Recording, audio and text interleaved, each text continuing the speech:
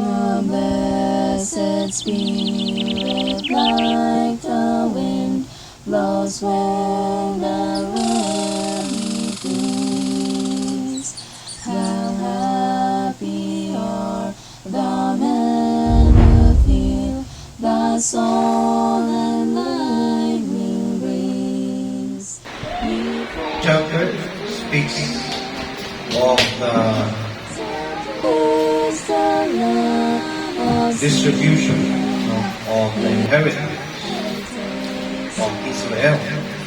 As at this point in time, we have seen yung mga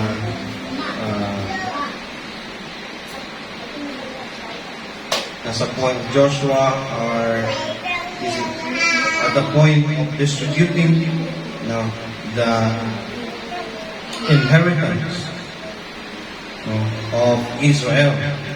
So, in verse 1, sabi dito, and these are the countries which the children of Israel inherited in the land of Canaan, which Eleazar the priest and Joshua the son of Nun and the heads of the fathers of the tribes of the children of Israel distributed for inheritance.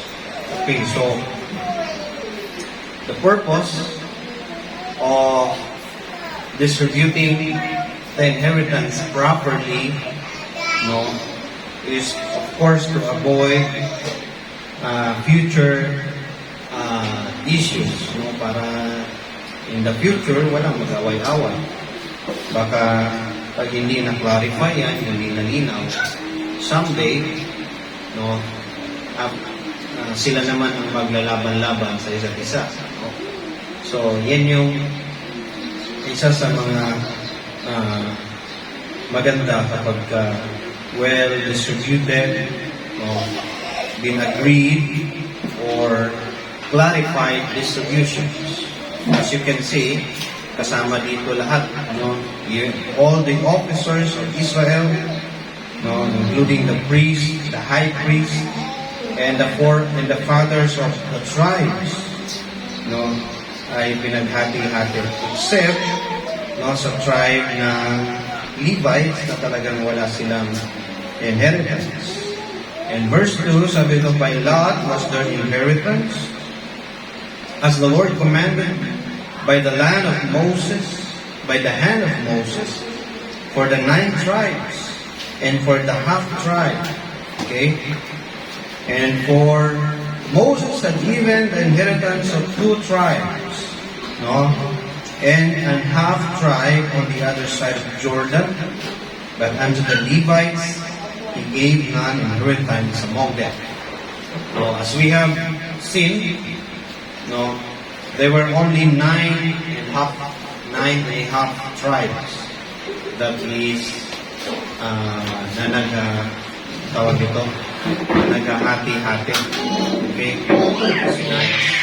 In the Gadites, the tribe of Reuben, the tribe of Gad, and the half tribe of Manasseh, ay nabigyan na sila ng kanilang inheritance on the other side of Jordan. Now dito, mentioned then that the tribe of Joseph, meron silang double portion. Si Manasseh, si Ephraim and Manasseh. Okay? Sabi dito, for the children of Joseph were 2 tribes, double portion. Okay, kay Joseph lang, double portion. That's one of the Lord's reward, or the Lord's blessing to him. As you know, Joseph, a story of downfall and rising up.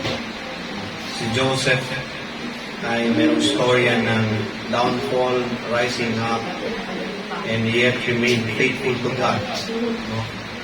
At as you have seen, the Lord rewarded him with a double portion of inheritance. Okay? And it was inherited by his children. si Ephraim and Manasseh. Now, as you know, that Ephraim and Manasseh were not a pure Israelites. No, they were half, no, Egyptian and Israelite. So, kasi anak siya ni Joseph sa isang Egyptian woman. But then, the promise to Joseph flowed in them. Yan mo makikita na what you're doing, your faithfulness today, or yung faithfulness mo ngayon sa Panginoon will be reaped, no, by your children. If not you, to inherit or to reap what you have sown or your faithfulness, the reward of your labor, for sure it will be reaped by your children. In the middle of distribution, of the land distribution, no, of course, Joshua were so busy, about distributing, talking with meeting with the elders, the officers of Israel. Busy siya. Okay? To fairly divide the land, reward or give them the inheritance. In the middle of it, here comes Caleb, or the tribe of Judah, Caleb, the son of Jephunneh, desire or have an audience with Joshua, talking the same matter about dividing the inheritance. But this time Caleb, expressing a very specific demand. Caleb expressing a specific demand, according to the promise mentioned 45 years ago. Yan mo, lumapit si Caleb along with the tribe of Judah. Kasi yung tribe of Judah, meron din silang inheritance. But this time, Caleb is claiming something. A specific demand. You know Caleb? Caleb is a partner of Joshua. Caleb is a brave man. Caleb is a man of exemption. During the time na sila ay sinugo ni Moses to spy a land, together with Joshua. He is one among who stand for the cause of God, sa pinaglalaban ng Panginoon or sa kalooban ng Panginoon. And this time, Caleb reminding Joshua about 45 years ago. Sabi dito, and the Lord said unto Moses, sabi niya, 40 years old was I. Verse 9. Verse 7. ng Joshua chapter 14, verse 7.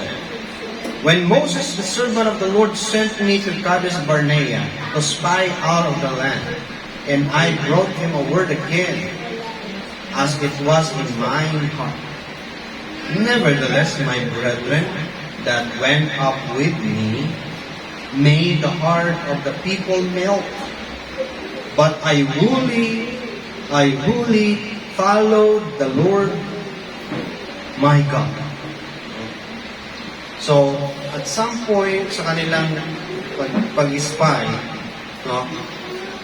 ay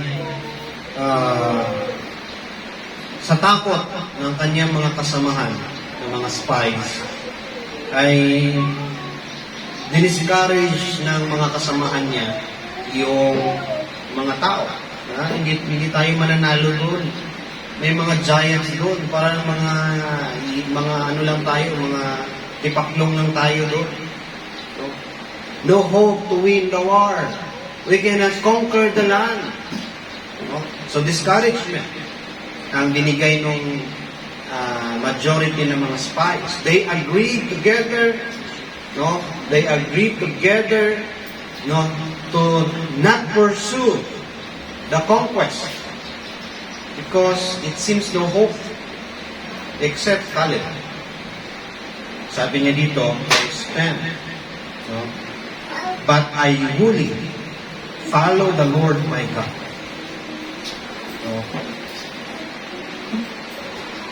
And Moses swore on that day, saying, surely the land wherein thy feet have trodden shall be thine inheritance. Alam niyo kung saan nangyari yung event na yun.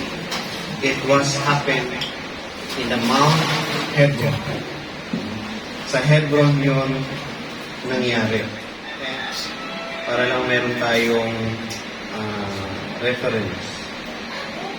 Deuteronomy chapter 1, verse 34 to 36. Sabi doon, and the Lord heard the voice of your words, and was wroth and sware, saying, surely there shall none of these men of this evil generation see that good land which I swear to give unto your fathers, save Caleb, the son of Jephunneh. He will see it, and to him will I give the land that he hath trodden upon, and to his children, because he hath wholly followed the Lord. So, this was spoken 45 years ago in the context of this chapter. Nasaan tayo? Joshua chapter 14. Caleb mentioned this. Joshua quote the Lord spoken 45 years ago as promised, by the Lord through Moses. Now, this is the theme of this chapter is about inheritance. Okay? Now, if you were to choose your inheritance, let's say ikaw, pagkapipili ka ng inheritance, okay, what kind of inheritance would you choose? Or what's like? Anong klaseng inheritance kaya ang iyong pipiliin? Of course, you can only choose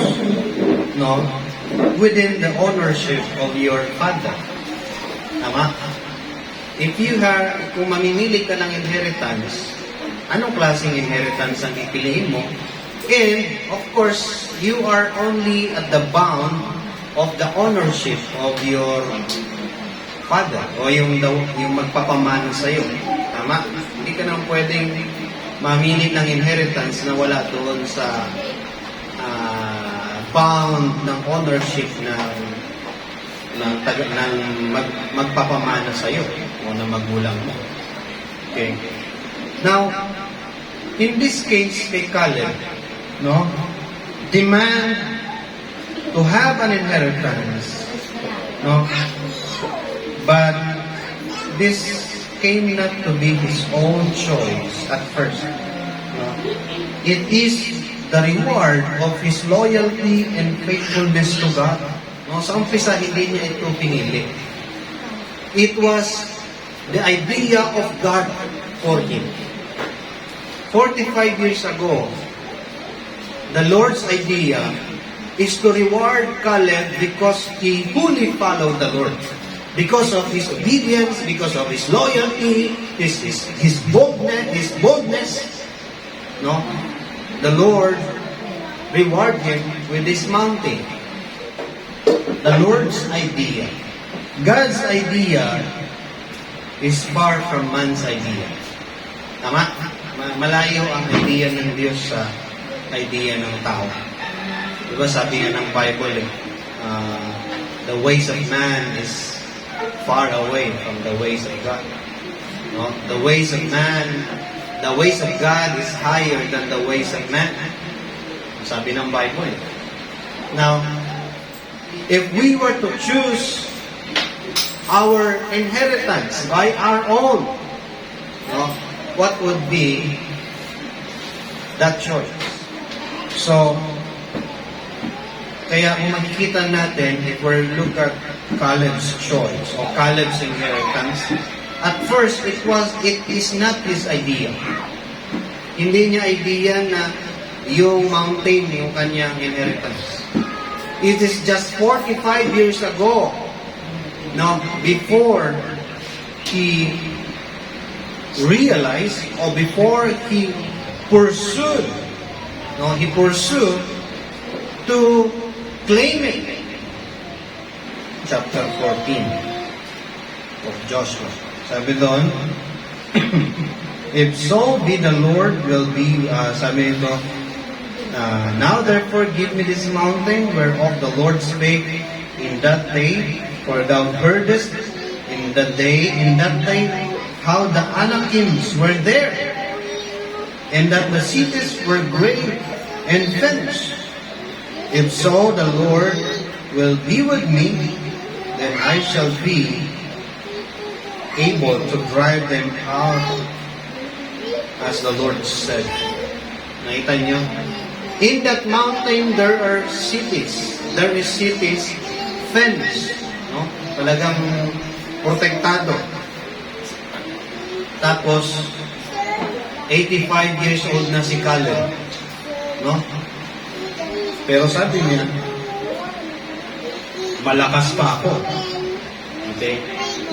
Sabi niya dito, as yet, verse 11, as yet I am strong this day, as I was in that day, in the day that Moses sent me, as my strength was then, even so is my strength for now, for war, for both to go out and to come in.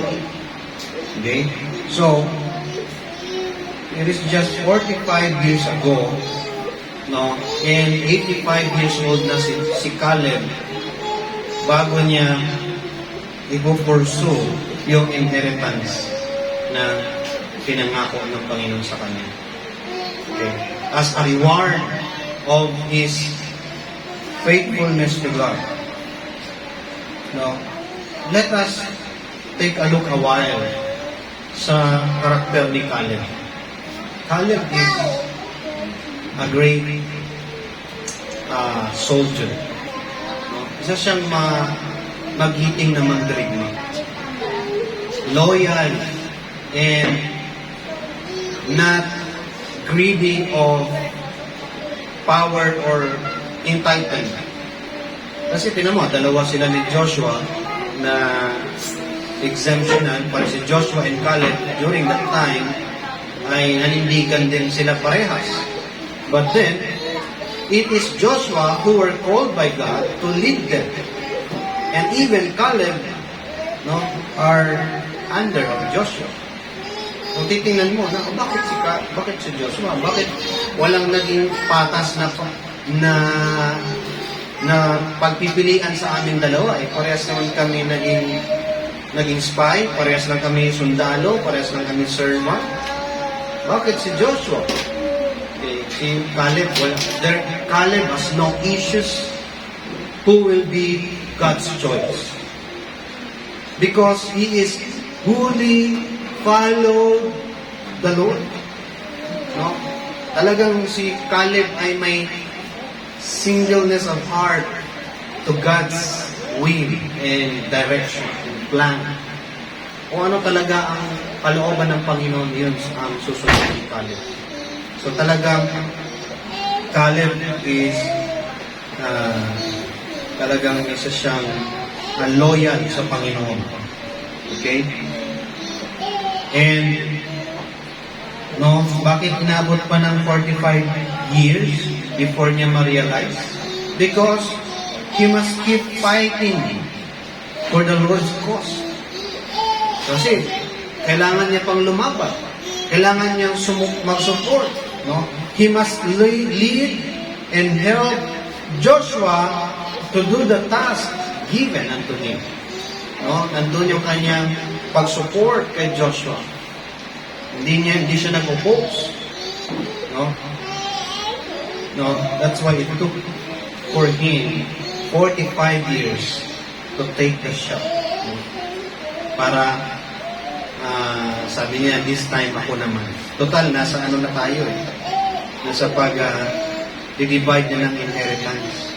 Yung iba, ipopossess na lang eh. Yung ibang mga tribe, ipopossess na lang nila kasi conquered na. The settlers were destroyed or move away. No, magsisettle down na lang sila. But kay Caleb, he has still a work to do. He has a war to face. He has a battle to go. No? As at first, like I said again, at first hindi niya alam, wala siyang idea anong klase yung ibinigay ng Panginoon sa kanya. Maaaring hindi niya muna inisip-isip yun. Because he was focused to fight and to help support Joshua for the Lord's cause. Okay? That this time, na-realize ni Joshua ay ni Caleb na iba talaga pag ang Panginoon ang mag-decide. So,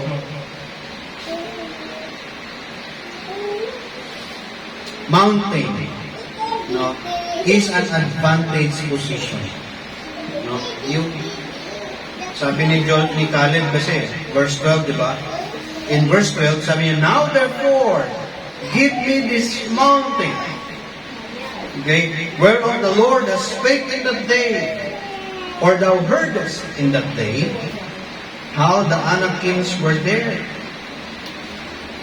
Kaya sabi ni Caleb, give me this mountain. No? Give me this mountain. Now, why mountain? Okay? Why mountain? Of course, as I said at first, it is the Lord's idea. But, why mountain? Bakit mountain yung ibinigay ng Panginoon? Now, there is an advantage. No? Mountain, no, is an advantage position. Okay? Aside sa fresh air, overview, di ba? Maganda ng pag nasa mountain ka, sariwa yung hangin, no? Sariwa, overview, overlooking, no? Rough, maybe rough, but how? No? Medyo rough, pero matigas, matibay. Okay? Ano pa? Advantage for refuge, for protection. Diba? Yan yung mountain.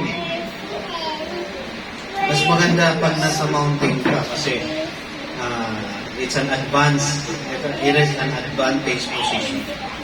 In anything, in war, in calamities, di ba? Pag may baha, kapag ka may tsunami, sa bundok talaga ang takbuhan kasi mataas. Okay. It is a symbol of protection. It is a symbol of a high position.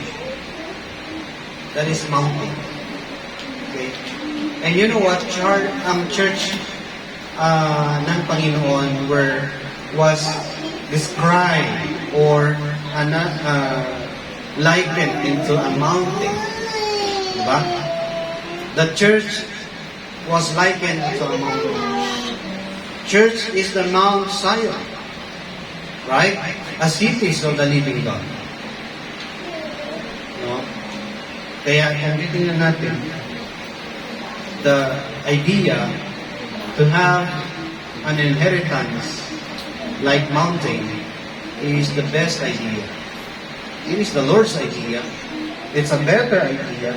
It is a great idea, no, from the Lord. Now, my question is, like Caleb, Caleb is claiming his mountain. That mountain was given to him by the Lord. Idea of the Lord for him. Now, the question is, what is your mountain? Do you have mountain? No? I'm not talking about physical mountain. Do you have mountain? Mountain is like a promise of God to you. The idea of God for you in this life. Mountain is a reward of God of your faithfulness to Him. Like Caleb. Caleb was rewarded by God because of he fully followed the Lord. Do you have mountain? What is your mountain? Or what mountain do you like? No? What inheritance do you like to have?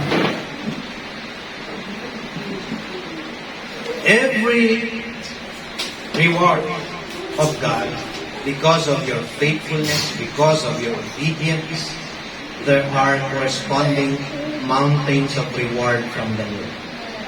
It means a corresponding advantage, favor. Diba? Mountain is a place of advantage.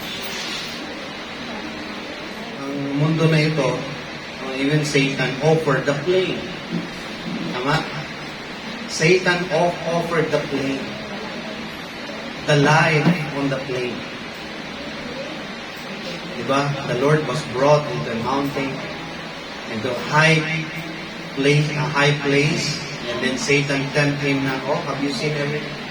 All what you have seen? I will give it to you. So, ano ba yung what Satan offers? The plain. No? A plain is like a place of enjoyment, comfort. No struggles. Unlike mountain, you have to labor to walk into it, to go there. Mag-labor ka talaga, struggle ka to go up and enjoy the view, enjoy the protection. But it's not easy to go up into a mountain rather than walking in a plain. You can ride a car, you have comfortable in everything. No.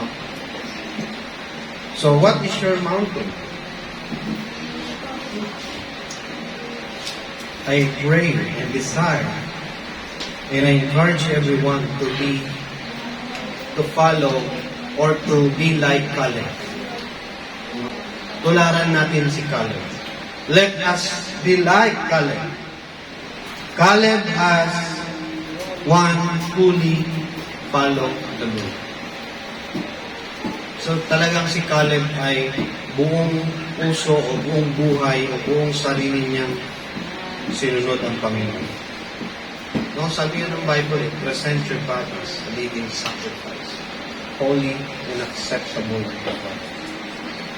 And let us present it fully, not partially, not half-hearted. And sabi sa verse 8, nevertheless, my brethren, that went up with me, the heart of the people melted. But I fully followed the Lord my God. No? Be like Caleb. Let's be like Caleb. If we want to be sure that, no, kung gusto natin makatiyak that we will have the mountain of God, the blessing of God, the favor of God, the choice of God for us to inherit, let's be like Caleb. 1 Timothy chapter 4, verse 9 to 16. It says here, this is a faithful saying, and worthy of all acceptation. For therefore we both labor and suffer reproach, because we trust in the living God, who is the Savior of all men, especially of those that believe. These things command and teach. Ito yung sabi ni Apostle Paul kay Timothy. Let no man despise the youth, but be thou an example of the believers in word, in conversation, in charity, in spirit, in faith, in purity. No? Till I come, give attendance to reading, to exhortation, to doctrine. Verse 14. Neglect not the gift that is in thee, which was given thee by prophecy, with laying of the hands of the presbytery. Verse 15. Meditate upon these things. Give thyself wholly to them. Ayun. Like Caleb.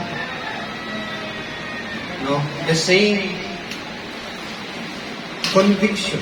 The same pattern of serving God. No? Sabi ko, give thyself wholly to them. Saan yun? Doon sa mga minention sa taas. To doctrine, no? To exhortation, to reading, to doctrine. Tapos, neglect not the gift. Ano yung gift? Ano ba yung gift ng Panginoon sa'yo? If God gave you a gift, don't neglect it. Don't waste it. Do not let it of no use. Binigyan ka ng gift ng Panginoon, use it for the glory of God. Not to please men, not to please the world, but please the Lord. Tama? Binigay ng Panginoon sa iyo yan eh. Para sa glory niya, hindi to gratify yourself, not to gratify ourselves. God gave us gifts, many gifts.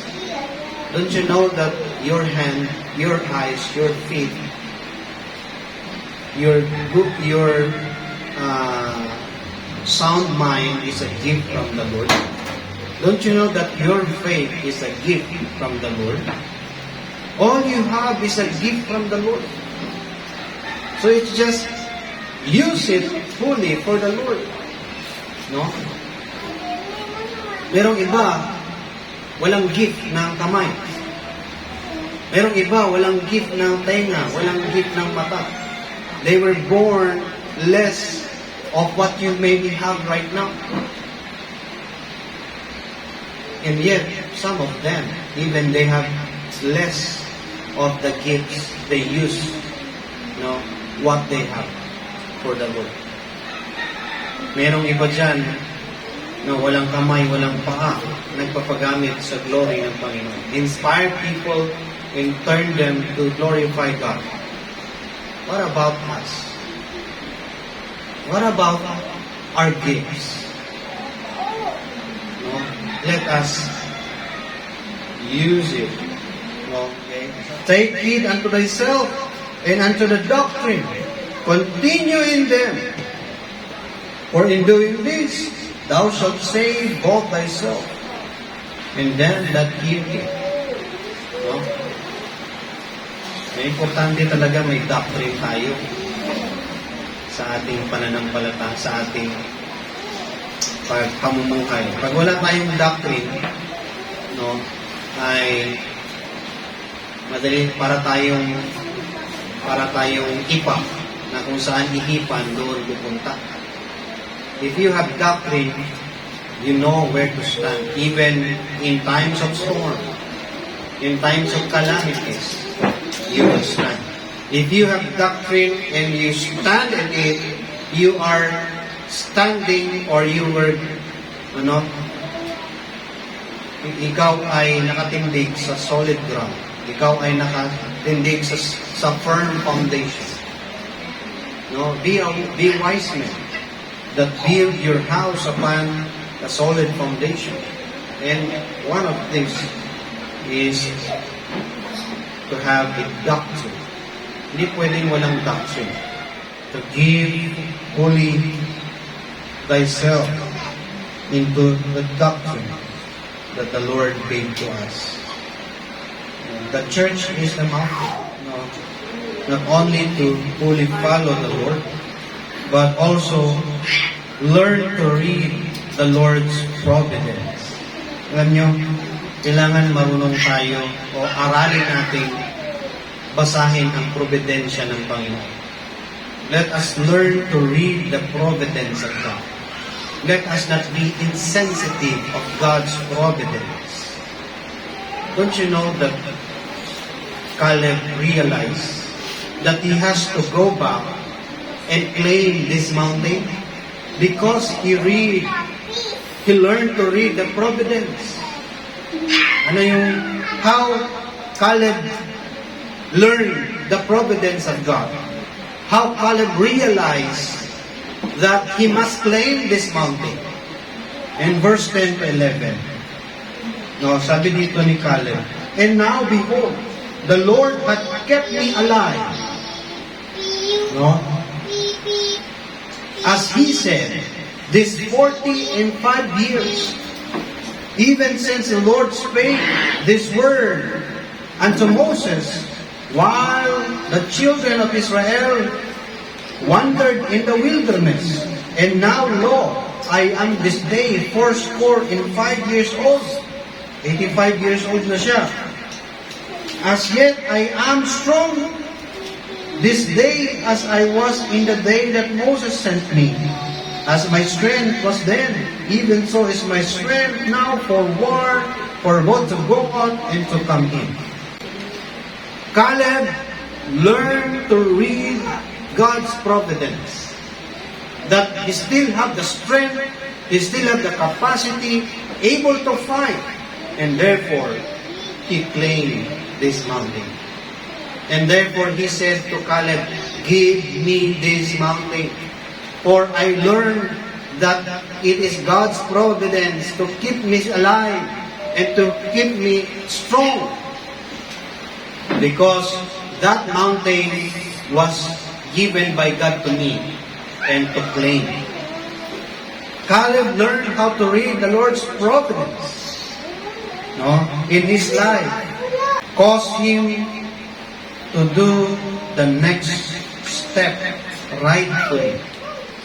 Para i-guide ka na gawin yung tamang step, the next step of your life. Okay? Hindi lang para maging tama yung next step mo, but also it will lead you to victory. Victory to claim your mountain. Victory to claim the Lord, the prepared inheritance. Okay? Ephesians chapter 5. Ephesians chapter 5 verse 7. Says here, wherefore be not unwise, but understanding what the will of the Lord is. Let us not be unwise. Let us not be insensitive of the Lord's providence. Nililid ka na ng Panginoon, binibigyan ka na ng clue. Nagiging ano pa tayo? Okay. We're still in denial, or still blind. Okay. What make us blind to see the Lord's will? If you are in sin. If you walk in sin, you will not see clearly the path of the will of God. So, doon niya itaas mo yung verse 7, verse 16, sabi doon, redeeming the time because the days are evil. Alam niyo, sa panahon natin ngayon, it is more obvious that the days are coming evil. The days are evil. Now, for the elect's sake, the Lord shortened the days. that we may be saved. So therefore, let us save the day. Let us redeem the days. No? Let us redeem the time. No? Redeem our time from evil. Okay? So, be not unwise, but let us understand the will of God each day. If you want to claim your mountain, you must learn to read the Lord's providence. No? Alam nyo, understanding the will of God, no, will not only lead us to do the right thing, not only that will lead us to victory, but also, no, depart us or spare us from doing evil. No? Kumbaga, ilalayo din tayo. Sasave din tayo sa kasalanan. What else? Not only that we wholly follow the Lord, not only to learn to read the Lord's providence, but also to have confidence in God. If you want to claim your mountain, if you want to claim this mountain, put your confidence in God. As you can see, Caleb, his confidence to claim his mountain. No? Then I shall be, sabi niya, if so, verse 12, be the Lord will be with me, then I shall be able to drive them out as the Lord said. Caleb put his confidence in the Lord.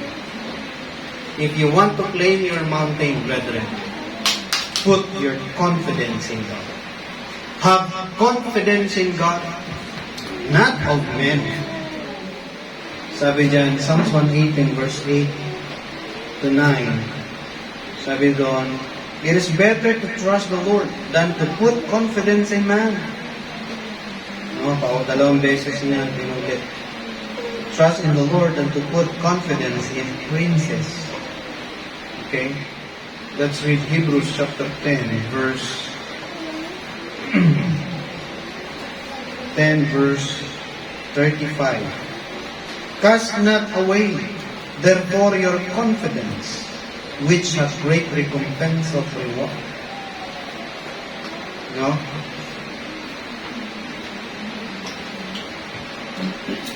Verse 36, for ye have need of patience, that after ye have done the will of God, ye might receive the promise.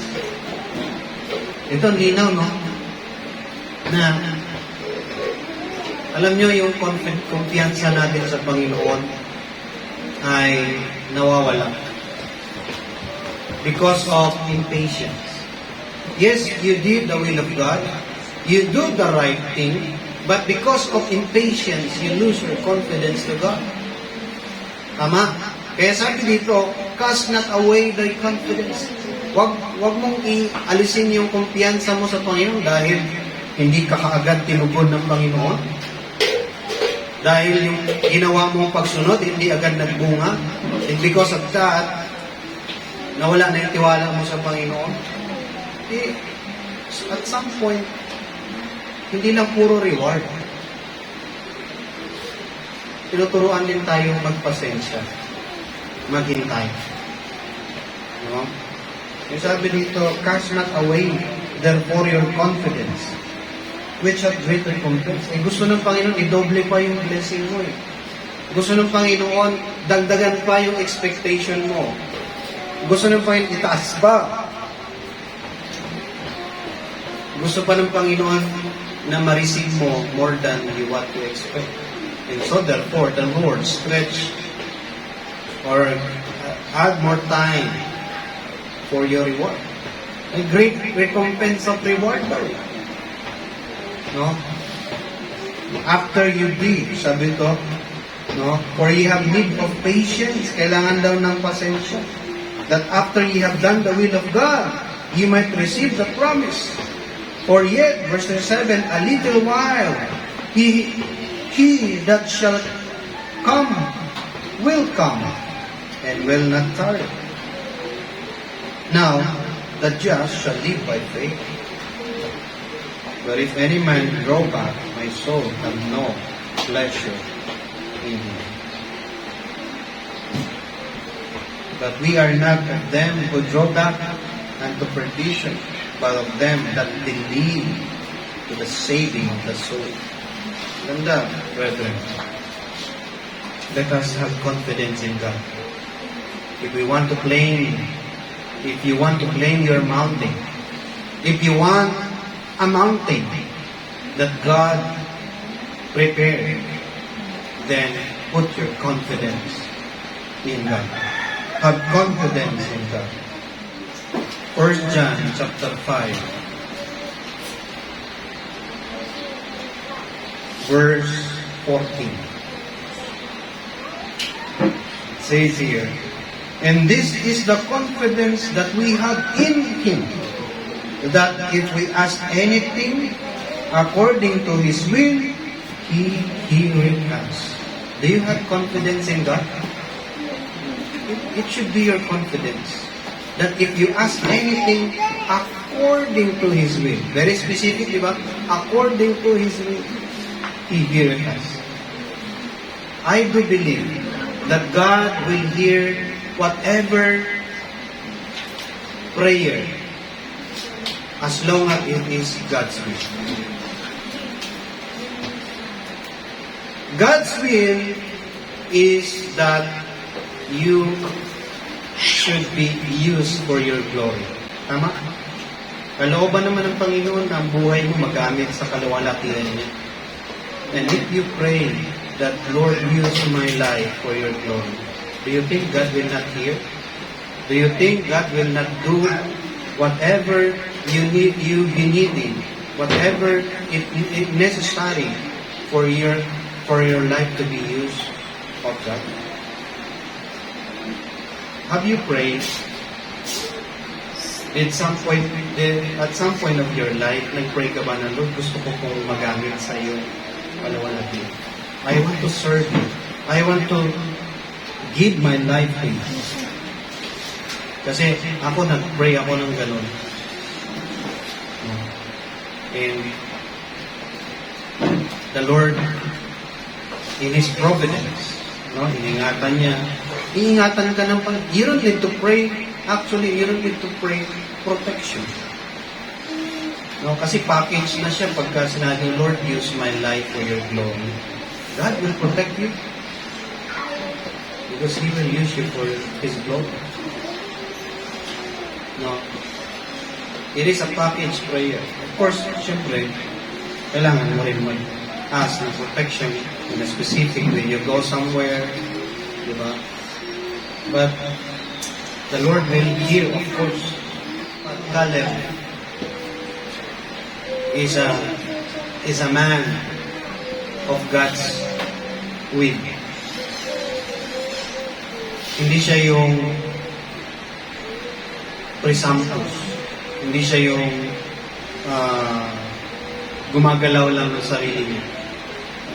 They consider God's blessing. God's approval. And that is the reason why hiningi niya pa yung blessing ni Joshua. Kasi submit himself. Ka-level niya lang si Joshua dati. Pero he recognized that Joshua is chosen by God to lead them. And he's just claiming the Lord's promise to him, but he did not bypass the man of God to have the blessing. Okay? Then Joshua blesses as the Lord blesses. Now, in any ways, when you want to do something in the will of God, no, it is not a loss if you ask the Lord's blessing. It is not a disadvantage if you look for God's blessing. No? I-secure mo yung blessing ng Panginoon. No? In verse 13 to 15. And Joshua blessed him and gave unto Caleb the son of Jephunneh Hebron for an inheritance. Ano nangyari? Victory, di ba? In the name of Hebron before, no? Hebron therefore became an inheritance of Caleb, the son of Jephunneh, the Kenizzite, unto this day, because that he wholly followed the Lord God of Israel. So, in the name of Hebron before was Kajitarba, which Arba was great among men, among the Anakins, in the land had rest from war. Brethren, let us claim our mountain. Enjoy your mountain. Fight for your mountain. You know what? Don't you know that the church is our mountain? Let us claim the blessings of this mountain. Let us enjoy the favor of God in this mountain. Salamat sa Panginoon. The Lord gave us mountain. A place of refuge in time of storm, in times of tsunami, of life, storm of life. There is mountain, the cities of the living God, the Mount Zion, the church that was bought with a price. The church was bought by His blood, and that is our mountain